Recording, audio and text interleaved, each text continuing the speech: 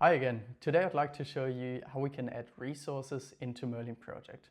For this, we have multiple possibilities. One way would be to access the resource menu through the toolbar. For this, we go to the person icon, I would call it. Click on it and we can see we can either add a new resource or go to the resources view. For now, I'll just quickly add a resource.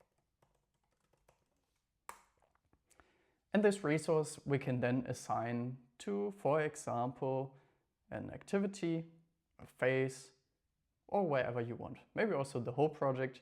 If I add it to the whole project, this resource would be assigned to every single activity. If I assign it to a phase, it would be assigned to every single activity within this phase. And if I would assign it to a single activity, it would only be assigned to this exactly to the single activity. So therefore you can see here I got the single activity, here I got the phase. You can see that it's assigned to all activities in this phase. Or if I go for open house event, you see it's now assigned to every single activity in this project. Let me get rid of most of them.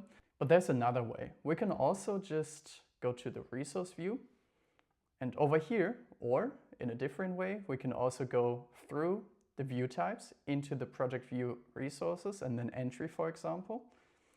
And here we can, similarly to adding a new activity with Command N, add a new resource.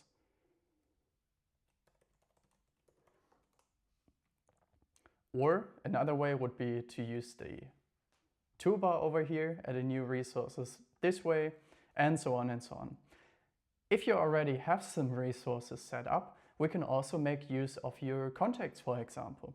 So let me quickly go into the contacts. I've prepared some names. There's no information, obviously, for GDPR reasons, but it's basically just a list of those contacts. Whenever you have an existing contact, you can simply drag and drop their card into Merlin Project. Would like to access? Yes, that's okay. And now we can see the contact is now in Merlin Project. But there's more to the resources view than only having people. We can also say we have different types of resources. So not only a person, but we can also enter materials, companies, and equipment. Sometimes that makes sense if you, for example, are in a construction work, that you say, okay, I need a certain type of equipment that is only sparsely accessible in our company, and we have to share it with other departments, for example. So we have to have the right material at the right place at the right time. So therefore it might be important to add further materials or companies or equipment to the resources view.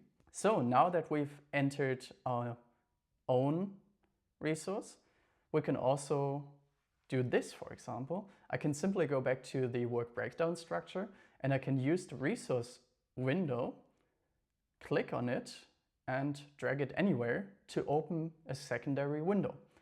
This makes it sometimes easier to quickly access our resources and drag and drop them wherever I want. I can also do it like this. I can select some of these activities and click on the Assign checkbox. And now the resource is assigned. If I now go to another tab, I can do the drag and drop again, where I basically say, hey, I want to have this resource assigned to these two activities. So that's pretty much the standard way of adding resources. Now there's, of course, more to resources. For example, I can enter further information, not only the role, the email, the phone number, but also something like cost structures. So is there a standard rate that they have? Do they have an overtime rate? So a special costs if they work overtime? What's their base costs? And so on and so on. So if I now click on the standard rate, give them 100 euros per hour, I can see if I go back to the work breakdown, for example, and now click on our balance tab for the whole project, I can see that we have a new cost item here, work costs. And these are the work costs that are required for our resources to fulfill their work, so they get paid. So therefore we have 17,600 euros based on the amount of hours they spend on the project based on their standard rate. So that's all there is to resources for now.